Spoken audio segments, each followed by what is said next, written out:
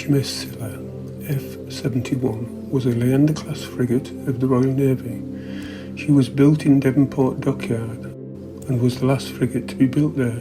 Scylla was commissioned in 1970, taken out of service in 1993 in accordance with options for change, and was sunk as an artificial reef in 2014 off Whitsand Bay, Cornwall. Today, she lies on the seabed at around 26 metres, depending on the tide. She is covered in life from bow to stern and from bottom to top.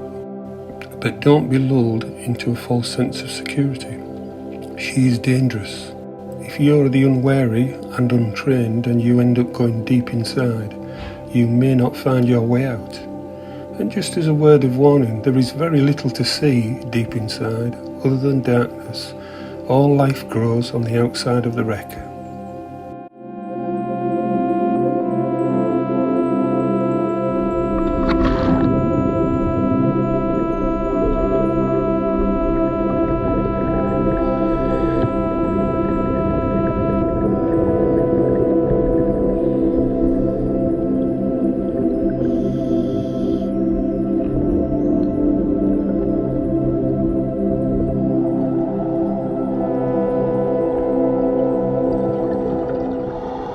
What you see here is very typical. Every inch of the wreck is covered in dead men's fingers and anemones. Fish abound. In every corner of the wreck there is something to see.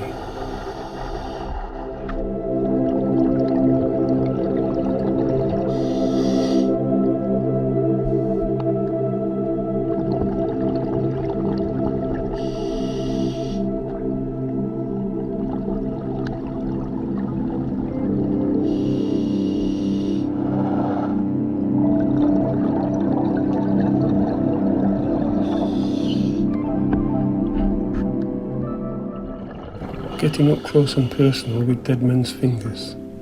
Their little trumpets are out in the tide, picking out plankton as it sweeps by.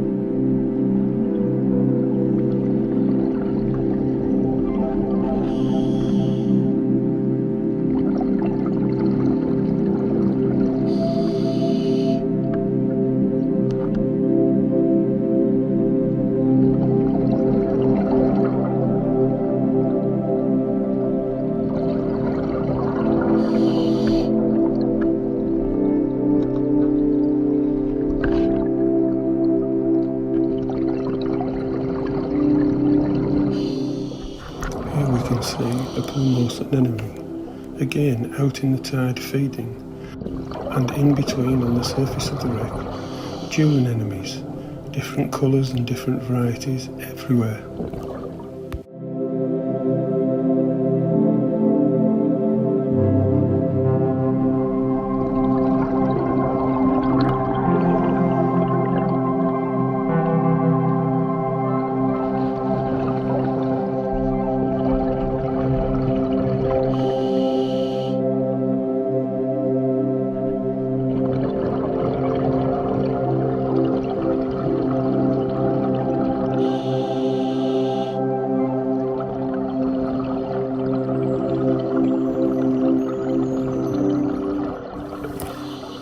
Here we are on the stern.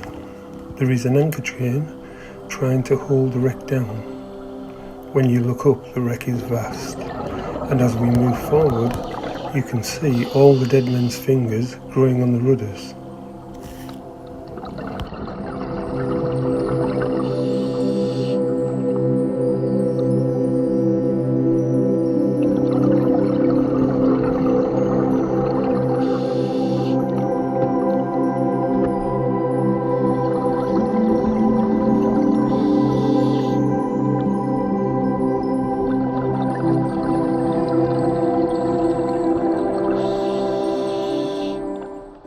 Looking down, we can see where one of the propellers would have been, now removed. And going across, here's a spider crab, sitting and waiting for food.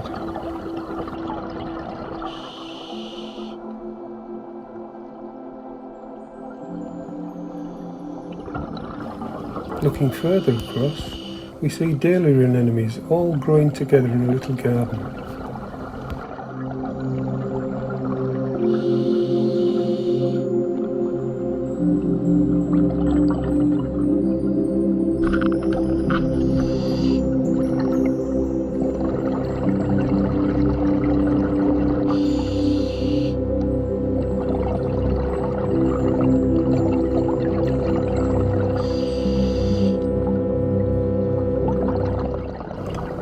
In the 18 years the Scylla has been sunk, it truly has become an artificial reef. Note, almost every surface is covered in life. There is tiny little fish to great big ballan wrasse. The whole wreck has become naturalised.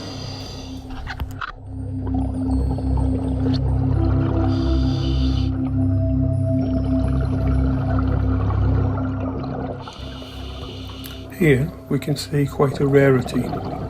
It's called red fingers. It's like dead men's fingers, except it's very red.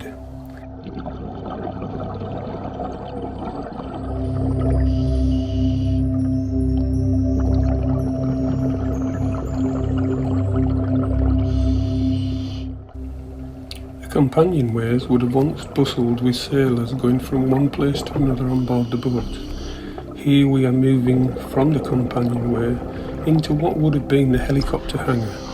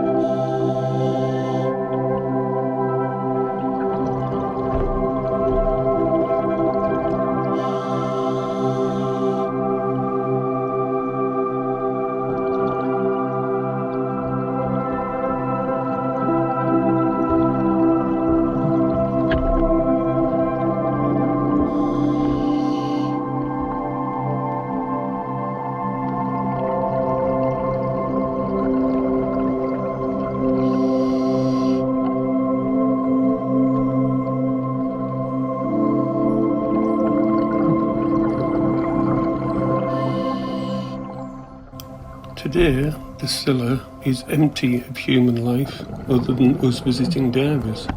But look around. Every surface is covered. Every companionway has fish in it. It is just a magical place.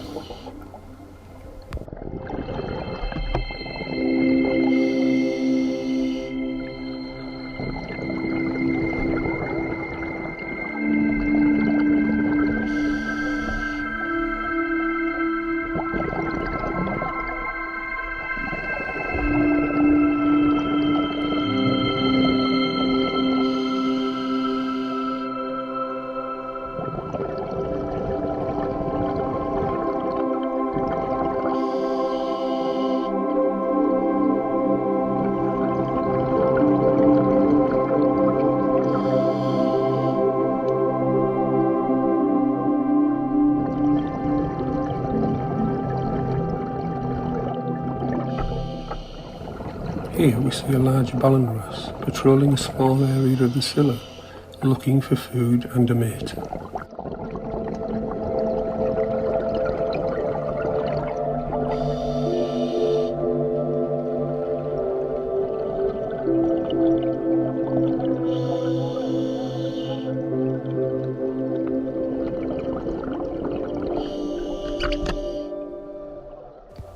After nearly 40 years of diving experience, my advice when entering a wreck is there an exit? Are the things hanging down or from the floor you can get caught on? If not, proceed slowly and carefully across, making sure your equipment and you don't get caught. Be careful at all times. This is not a place to get trapped underwater. Remember, you have a very limited air supply and a very limited amount of bottom time.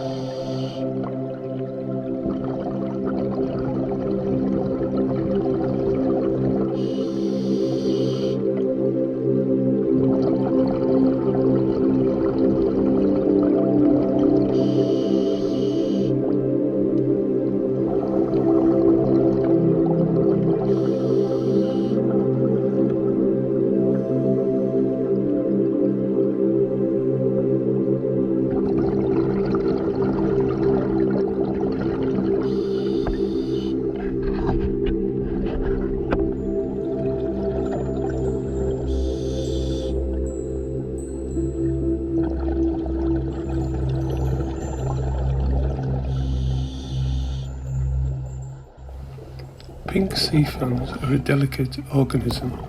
Please be careful near them, don't knock them off the side of the wreck. Remember, they have only been here 18 years, so they grow very, very slowly.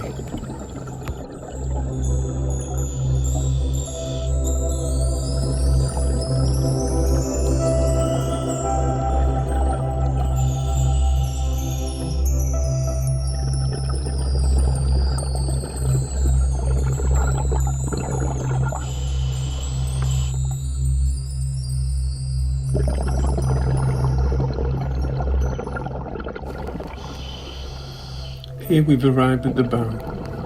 You can see the original anchor chains over the side of the front of the ship and disappearing off into the depths. Turning round, we can see Marion swimming across the bow, a spectacular sight.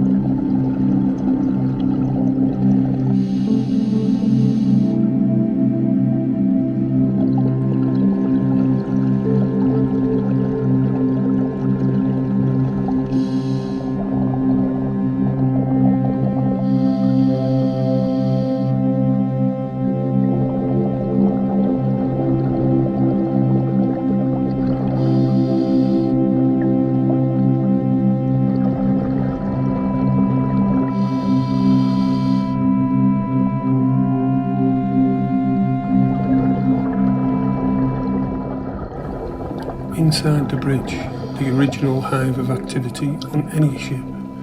It's still a hive of activity today, with life trying to find a corner to live in, food to have, and a place and a mate to breed.